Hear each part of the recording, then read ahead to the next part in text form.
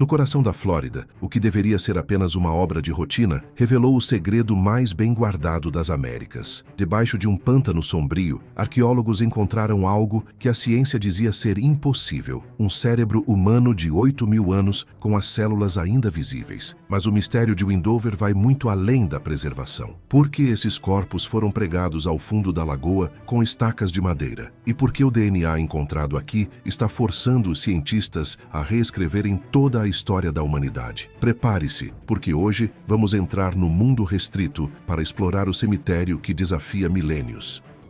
Uma descoberta inquietante.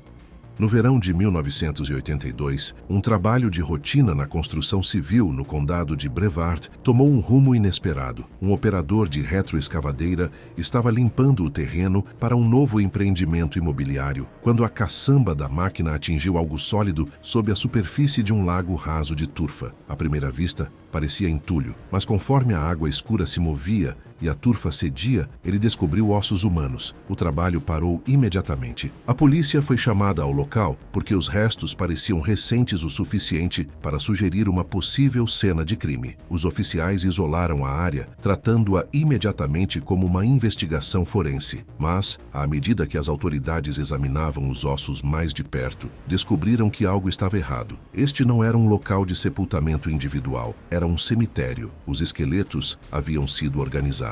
Estacas de madeira, ainda intactas, prendiam vários crânios ao fundo do lago. Isso não era evidência de um crime moderno, era algo muito mais antigo. Amostras foram enviadas imediatamente para datação por radiocarbono, e quando os resultados chegaram, cientistas e pesquisadores ficaram atônitos. Os restos não tinham décadas, nem mesmo séculos. Eles tinham entre 7.000 e 8.000 anos, o local de sepultamento mais antigo já encontrado na América do Norte. Arqueólogos foram chamados quase imediatamente, e a investigação foi entregue à Universidade Estadual da Flórida. A escavação foi liderada pelo bioarqueólogo Glenn Doran, cuja equipe percebeu rapidamente a escala do que estavam enfrentando. Após uma escavação cuidadosa, a equipe descobriu 168 restos mortais, variando de bebês a adultos mais velhos. Eles haviam sido colocados deliberadamente no lago de turfa ao longo de muitas gerações. O que tornou a descoberta ainda mais chocante foi a condição dos restos. A turfa e o ambiente constantemente encharcado criaram um cenário de baixo oxigênio e acidez que retardou a decomposição bacteriana. Tecidos moles que deveriam ter desaparecido milhares de anos antes sobreviveram. Fragmentos de pele permaneceram em alguns corpos e, em um crânio, algo que ninguém esperava ainda estava lá: tecido cerebral. Isso era inédito para restos tão antigos, especialmente fora de ambientes congelados. O processo de preservação foi o mesmo que preserva os chamados corpos de pântano, encontrados em partes da Europa, mas desta vez aplicado a uma população pré-histórica da América do Norte. O local foi oficialmente registrado como Sítio Arqueológico de Windover, nomeado após o empreendimento próximo. Mas embora os pesquisadores entendessem que estavam lidando com algo extremamente raro, eles não tinham ideia de quão profundas seriam as implicações. À medida que a notícia da descoberta se espalhava além dos círculos acadêmicos, narrativas perturbadoras e teorias da conspiração começaram a surgir. Alguns alegavam que os cérebros preservados eram evidência de intervenção extraterrestre. Essa teoria ecoava ideias pseudo-arqueológicas de longa data de que alienígenas influenciaram as primeiras civilizações humanas. Outros sugeriam que os restos pertenciam a uma cultura avançada perdida que existiu antes das sociedades nativas americanas conhecidas. Eles também alegavam que a arqueologia convencional estava escondendo a verdade. Houve até rumores de um encobrimento governamental. De acordo com essas histórias, universidades e autoridades teriam supostamente descoberto um DNA perigoso, prova de origens não humanas ou patógenos antigos que poderiam ameaçar as populações modernas. Mas nada poderia ter preparado o público, e até especialistas experientes, para a parte mais perturbadora da descoberta de Windover. Embora a idade do cemitério em si fosse chocante, a maneira como os corpos foram depositados e os detalhes biológicos que os cientistas encontraram intactos após 8.000 anos eram ainda mais inquietantes. Desafios da recuperação.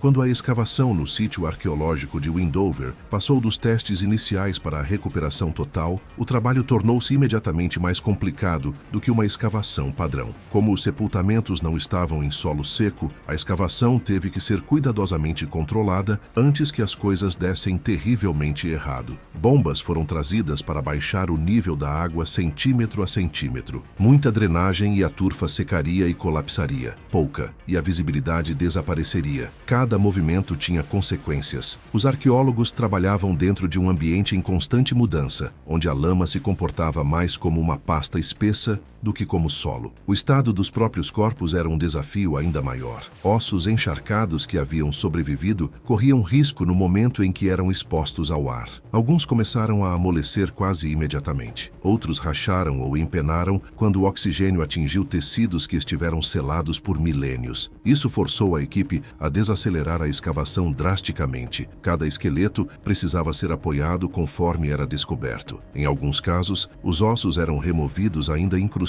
em blocos de turfa para que pudessem ser estabilizados mais tarde no laboratório. A conservação tornou-se parte da própria escavação. Para evitar danos maiores, os pesquisadores testaram métodos de preservação raramente usados nessa escala. Produtos químicos como polietileno glicol e Hoplex AC33 foram aplicados em condições controladas para substituir a água dentro da estrutura óssea e estabilizar o material frágil. No entanto, nem todas as tentativas foram bem-sucedidas.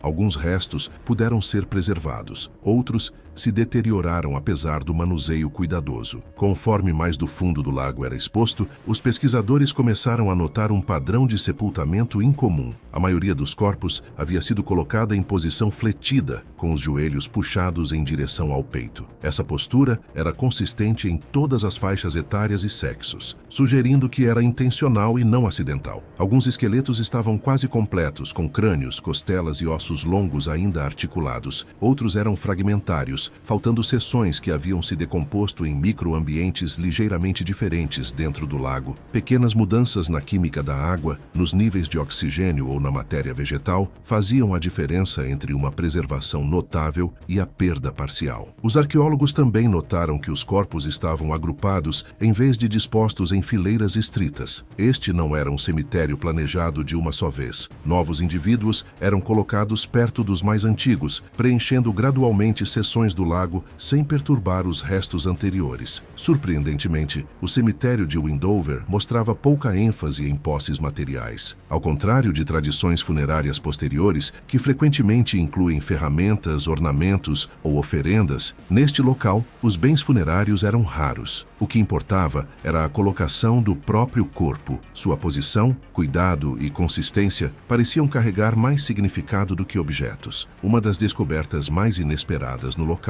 foram os tecidos preservados. À medida que a turfa era cuidadosamente removida de volta de vários corpos, os arqueólogos notaram impressões e texturas que não pertenciam ao osso. Esses materiais finos e fibrosos apareciam ao redor dos ombros, torsos e pernas. No início, esses fragmentos eram difíceis de identificar, mas uma vez examinados mais de perto, os arqueólogos ficaram atônitos com o que haviam descoberto. Esses têxteis eram surpreendentemente antigos e estavam entre os primeiros exemplos conhecidos já encontrados nas Américas. Eles sobreviveram apenas porque a turfa preservou fibras orgânicas, que normalmente desapareceriam completamente. O material era provavelmente feito de fibras vegetais, cuidadosamente torcidas e tecidas à mão. Os padrões de tecelagem eram deliberados, não rudimentares. Isso não era um emaranhado acidental de vegetação, era construção têxtil em sua melhor forma. Essa descoberta foi a prova de que a tecnologia avançada de fibras estava presente na região muito antes do que havia sido documentado anteriormente pelos pesquisadores. As pessoas que enterravam seus mortos em Windover possuíam não apenas habilidades de tecelagem, mas também o tempo e a intenção de usá-las para práticas funerárias. Os arqueólogos notaram que a criação desses invólucros deve ter exigido um planejamento intenso. As plantas tinham que ser colhidas, processadas, fiadas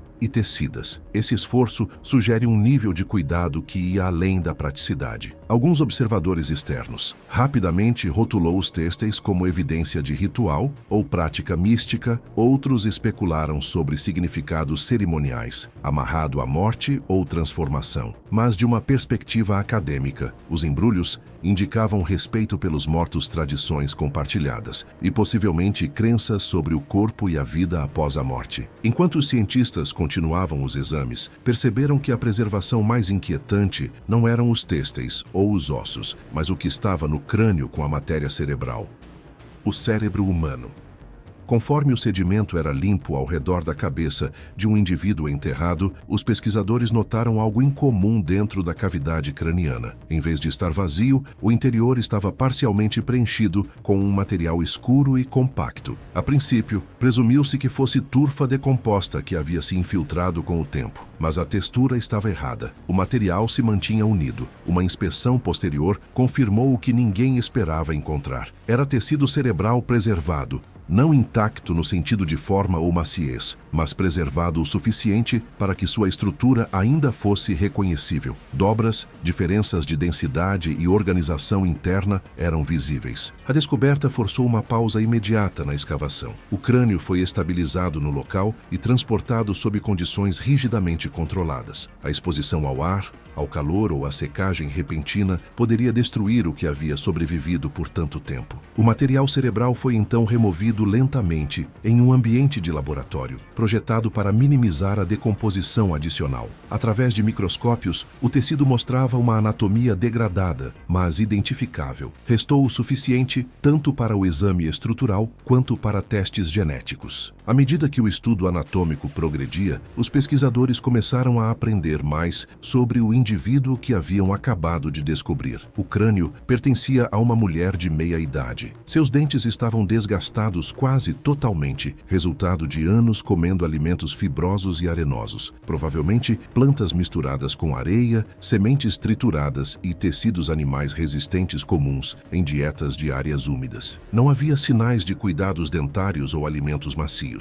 Sua boca contava a história de uso constante. Seus ossos revelaram detalhes ainda mais perturbadores. A coluna e as principais articulações mostravam alterações artríticas claras. A degeneração nas vértebras e quadris sugeria dor a longo prazo e mobilidade reduzida. Isso não foi uma doença breve perto do fim da vida. Foi uma tensão crônica carregada ao longo de décadas. Sua pelvis mostrava mudanças consistentes com múltiplos partos. A forma e os marcadores de estresse sugeriam que ela havia dado à luz várias vezes, sobrevivendo a cada uma. Em um mundo sem medicina moderna, isso por si só fala da força física e resistência que essa mulher deve ter possuído. Os pesquisadores concluíram que essa mulher viveu uma vida exigente. Ela trabalhou, suportou dor e, ainda assim, viveu o suficiente para envelhecer, criar filhos e permanecer parte de sua comunidade até a morte. Mas quando os cientistas passaram de sua estrutura para seu cérebro, o que descobriram mudaria tudo. O exame anatômico notou que seu lobo frontal parecia maior do que o esperado quando comparado às médias modernas. A diferença era sutil, não dramática, mas perceptível o suficiente para ser documentada. Os pesquisadores foram cuidadosos para não interpretar demais a descoberta. O tamanho do cérebro por si só não equivale à inteligência, e para um cérebro preservado por tanto tempo, as proporções podem ser alteradas. No entanto, a observação deixou os cientistas curiosos sobre a variação anatômica dentro das populações antigas. A fase mais sensível deste projeto foi a extração de DNA. Contra as expectativas, o material genético foi recuperado com sucesso do tecido cerebral preservado. Isso era raro, especialmente porque o DNA antigo geralmente vem de ossos ou dentes, não de tecidos moles. Testes iniciais de seu DNA sugeriram padrões genéticos que não correspondiam perfeitamente aos grupos de referência comumente associados às populações primitivas das Américas na época. Alguns marcadores mostravam afinidades mais próximas com linhagens asiáticas antigas, enquanto outros não se alinhavam bem com as amostras modernas de nativos americanos disponíveis nos bancos de dados usados na época. Relatórios também observaram que 2 indivíduos adicionais do local de sepultamento de Windover mostravam marcadores genéticos incomuns. Os pesquisadores notaram imediatamente que, se essas divergências existissem, deve ter havido diversidade populacional e variação genética durante o período arcaico inicial. Esse detalhe poderia mudar a forma como os primeiros americanos eram vistos. No entanto, testes posteriores logo apontaram várias limitações ao teste inicial. O trabalho com DNA antigo nas décadas de 1980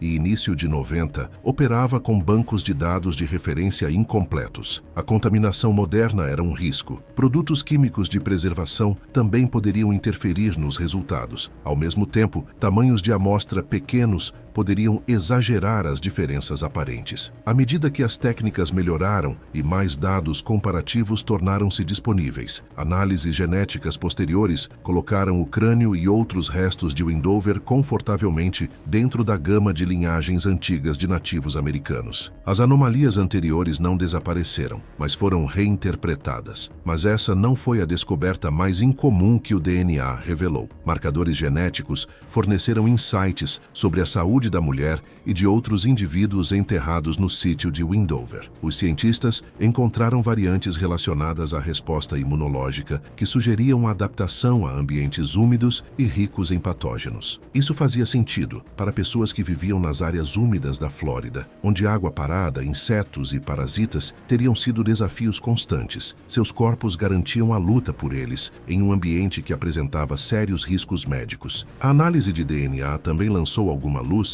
sobre o estilo de vida alimentar de a comunidade. Combinou evidências isotópicas e genéticas. Apontou para uma dependência de peixes, plantas aquáticas e caça pequena. Isso alinhado com padrões de desgaste dentário e estresse esquelético, já observado nos restos mortais. O DNA também mostrou diferenças sutis que não aparecem com tanta frequência em populações nativas americanas posteriores. Isso sugere que a América primitiva não foi colonizada por um pequeno grupo uniforme que permaneceu isolado. Em vez disso, as pessoas estavam se movendo, dividindo-se e misturando-se ao longo de longos períodos de tempo. Diferentes grupos provavelmente chegaram em ondas, estabeleceram-se em diferentes regiões e adaptaram-se localmente. Ao longo de milhares de anos, algumas dessas linhas genéticas se fundiram, enquanto outras desapareceram. O sítio de Windover é a prova de que as primeiras populações nas Américas já eram diversas e moldadas pela migração. Mas se tanto pôde ser aprendido com uma mulher enterrada em um lago de turfa há 8.000 anos, quem eram as pessoas que a colocaram lá com tanto cuidado? Que tipo de mundo moldou vidas que eram tão exigentes, tão resilientes e tão deliberadamente lembradas?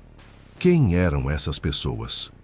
As pessoas enterradas no sítio de Windover viveram durante o período arcaico inicial, uma época muito antes da agricultura, cerâmica ou aldeias permanentes na maior parte da América do Norte. A vida movia-se com as estações e a sobrevivência dependia de conhecer a terra em detalhes. Eles eram caçadores-coletores, vivendo no que hoje é o centro da Flórida. Seu mundo era moldado por áreas úmidas, rios, florestas e costas em mudança. A pesca desempenhava um papel importante em sua economia, juntamente com a coleta de plantas e a caça de pequenos animais. Nada em seu ambiente era estático, e nem eles. Evidências esqueléticas e artefatos limitados sugerem um estilo de vida seminômade. Eles provavelmente se moviam entre acampamentos sazonais, seguindo fontes de alimento conforme ficavam disponíveis ao longo do ano. Mas, apesar desse movimento, seu local de sepultamento permanecia estático. Eles continuavam retornando ao mesmo lugar para enterrar seus mortos. Grupos que estão constantemente em movimento geralmente não estabelecem cemitérios de longo prazo. Os arqueólogos apontaram rapidamente que o cemitério de Windover deve ter tido algum tipo de significado simbólico, além da mera conveniência. A análise genética feita por cientistas confirma que essas pessoas não eram forasteiros, invasores ou membros de uma misteriosa civilização perdida. Seu DNA os coloca firmemente dentro de linhagens ancestrais semelhantes. E após um estudo cuidadoso dos corpos em todo o sítio, os arqueólogos começaram a aprender detalhes impressionantes sobre a antiga comunidade que havia enterrado seus mortos ali. Por exemplo, os corpos não estavam isolados ou separados por status. Não havia evidência clara de hierarquia na morte. Adultos, crianças e bebês foram todos trazidos para o mesmo lago. Ninguém recebeu tratamento especial e ninguém foi excluído. Isso mostra um povo organizado em torno de uma identidade compartilhada. Em vez de classificação identificação. Uma comunidade onde o pertencimento importava mais do que o status e onde a morte era enfrentada coletivamente, não individualmente. Os cientistas também notaram que a maioria dos corpos mostrava sinais de longevidade. Alguns viveram até os 40 e 50 anos, o que era incomum para o período. Alcançar essa idade exigia mais do que sorte. Eles devem ter tido acesso a comida, trabalho compartilhado e apoio quando a força física declinava. Esse apoio torna-se mais claro quando casos específicos são examinados. Um adolescente enterrado em Windover tinha uma deformidade espinhal grave, provavelmente espinha bífida ou escoliose acentuada. A condição teria dificultado a caminhada e limitado a capacidade de caçar, coletar ou viajar longas distâncias. No entanto, este indivíduo sobreviveu até a adolescência. Essa sobrevivência não teria sido possível sozinho. Alguém alimentou essa pessoa. Alguém a ajudou a se mover. Alguém a protegeu. Sua presença no cemitério mostra que não foram abandonados ou excluídos. Eles faziam parte do grupo até a morte. O mesmo padrão aparece entre os adultos mais velhos. Vários esqueletos mostram artrite avançada e perda extensa de dentes. Esses indivíduos teriam tido dificuldade para mastigar alimentos duros ou acompanhar as demandas físicas diárias. Ainda assim, viveram muito além do ponto de independência. Também houve múltiplos casos de fraturas curadas. Na verdade, cerca de um quarto dos ossos examinados mostravam sinais de quebras anteriores, mais comumente nos braços ou pernas. Essas não foram lesões fatais. Elas cicatrizaram. A cura requer tempo,